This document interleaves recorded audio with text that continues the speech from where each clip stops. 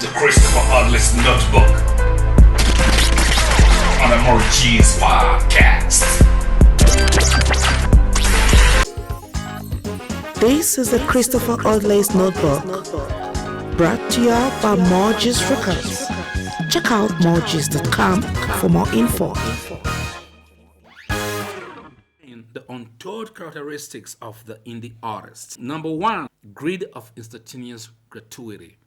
The number two, lack of respect for fellow indie artists. The number three, clout chasing. Number four, self-aggrandizement. The number five, reluctance to collaborate with fellow indie artists. The number six is focus shift of content, and let us try to find a way that we can be able to assist the indie artists on how they could get better and better.